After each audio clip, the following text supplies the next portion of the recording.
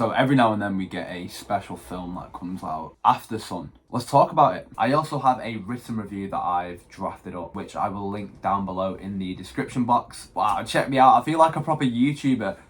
Down below.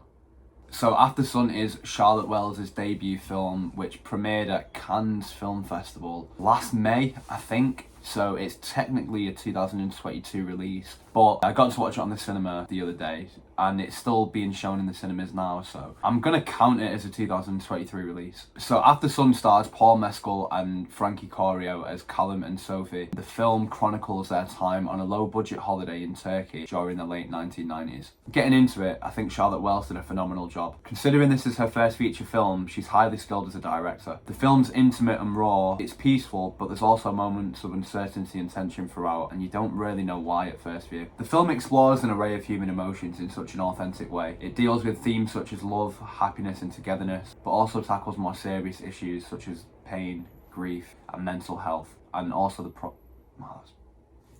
It touches on themes such as love, happiness and togetherness, but also tackles more serious issues such as pain, grief and mental health problems and the severity that these problems can cause. It took me so long to do that take, so I'm not doing it again. Ultimately, it's a story about family and how our protagonists are navigating their way through life and dealing with these issues. I think it's presented in such a beautiful and real way. You know, you have to give a lot of props to Charlotte Wells' direction, but also to the actors. We spend pretty much the entire film with the two main characters of Callum and Sophie, portrayed by newcomer Frankie Corio and the ever beautiful Paul Mescal. Before I get onto Paul Mescal, I would like to give a big shout out to Frankie Corio, as this was her first senior role, but by watching the film you wouldn't know it. I thought she was fantastic. Her character is very perceptive and curious, and she executes this like a pro. I know some kid actors can be a bit annoying sometimes, especially when it's their first film, but Frankie never overreacts and she responds naturally to Callum every time.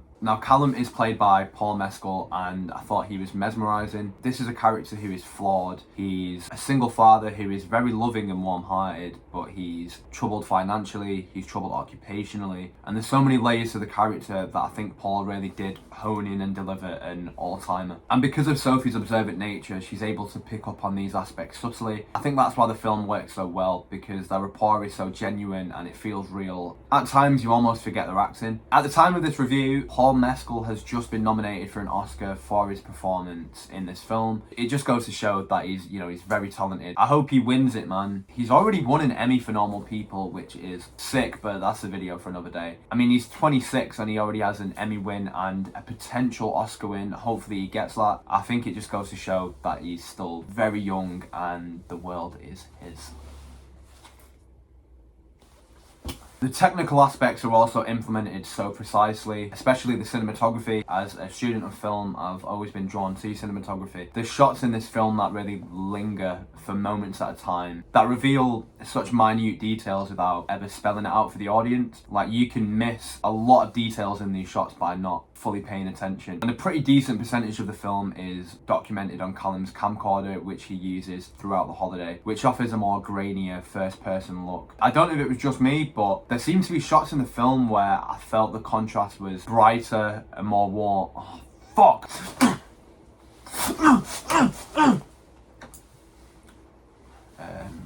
I forgot where I was. I felt the contrast was a lot brighter and warm compared to similar shots which were a bit more bleak and damp.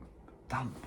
Who the fuck says damp? Some shots would be warm and vibrant and others would be more bleak and stark. And I'm talking in the same scene, so to me that reflected the mind state between our two main characters. And I think this is pretty evident throughout the film, as in certain scenes you might see two colours like juxtaposed. There's a scene where we see a window and there's a blue curtain and an orange curtain. And that to me reflected the mind state again, you know, one's quite warm and colourful and the other one's quite dark and cold. I thought the score in the film is very memorable as well, particularly in the second half of the film. There's a rendition of an old classic song that they used towards the climax of the film, which was the only way I can describe it was beautifully haunting, if that makes any sense. But I think that is a metaphor for the whole film in general. It is beautifully haunting. Sorry, this is what I have to deal with. So much traffic. Also, I thought the ending was insane for this film. Definitely one of the best endings I've seen in not just the past couple of years, but probably in the past couple of years.